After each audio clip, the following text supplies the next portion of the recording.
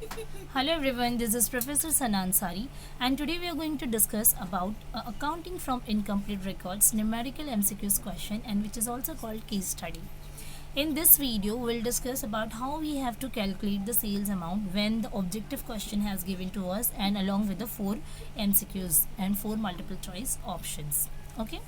So this is nothing but the numerical. So आप book में भी basically इसे check कर सकते हैं. Here we have to calculate sales, and whatever the information has given to us, just read it first.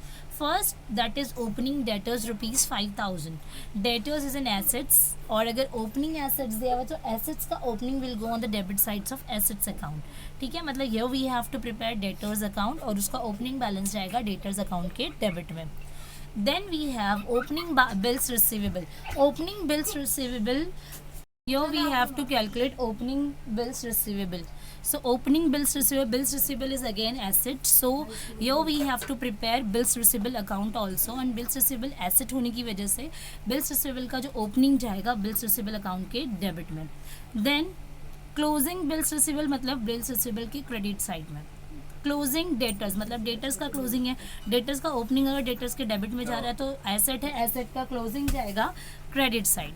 Then we have cash receipts from debtors, debtors से पैसा मिला including cash from bills receivable, जिसमें bills receivable का भी cash है. The thing is cash received from debtors, debtors से पैसा मिला मतलब डेटर्स के अकाउंट से पैसा गया, so debtors account credit. Now here we have 4 options given to us, 10,000, 12,000, 13,000 and cannot be ascertained. Now ascertained का हम cannot भी नहीं कह सकते, पहले इसको कैलकुलेट करने की कोशिश करते हैं. सो बेसिकली पूरे क्वेश्चन में हमने देखा एक हमें डेटर अकाउंट बनाना है, दूसरा हमें बिल्स रिसीवेबल अकाउंट बनाना है. ठीक है, सो यहाँ पर देखिए स्क्रीन पे मैंने कैलकुलेशन ऑफ सेल्स हेडिंग लिख रखा है, डेटर्स अकाउंट बनाया है और बिल्स रिसीवेबल अकाउंट बनाया है. So debtors account particular amount debit credit सारी चीज़ें आपने लिखनी है, प्रॉपरली अकाउंट बनाना है.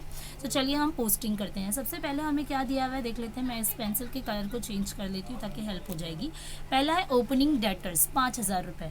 सो डेटर्स के अकाउंट में आएंगे, ओपनिंग है इसलिए लिखेंगे to balance brought down amount rupees 5,000.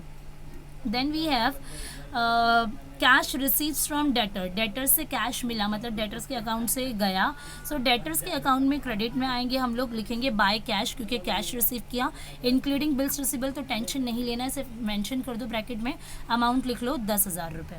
ठीक है, चलिए आगे बढ़ते हैं. Opening bills receivable, bills receivable का ओपनिंग मतलब bills receivable account debit, to balance brought down 2,000 rupees. देन है क्लोजिंग बिल्स रिसीवेबल, कितना है 1,000. सो क्लोजिंग बोला है मतलब बिल्स रिसीवेबल के क्रेडिट साइड में आइए, लिखिए by balance carried down 1,000 rupees.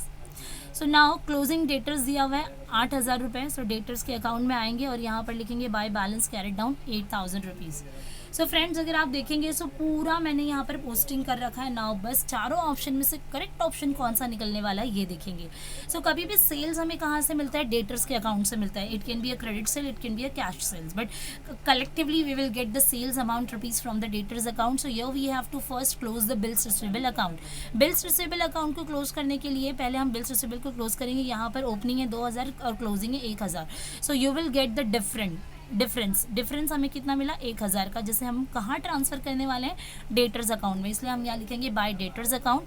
और क्रेडिट साइड में आपको डिफरेंस मिला है तो डेबिट साइड में आकर आप लिख दोगे बिल्स रिसीवेबल अकाउंट 1,000. ये देखिए लिख दिया मैंने, यहाँ का उठा के यहाँ पोस्टिंग किया, bills receivable account 1,000 rupees.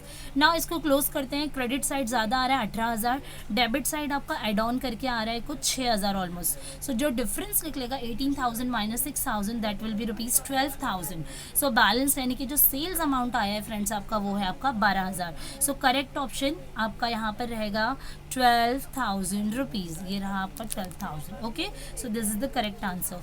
So your we have completed this MCQ and case study question. If anybody have any doubt and difficulty please make a comment on my YouTube channel. That's all I know for today. Bye bye, have a nice day, take care.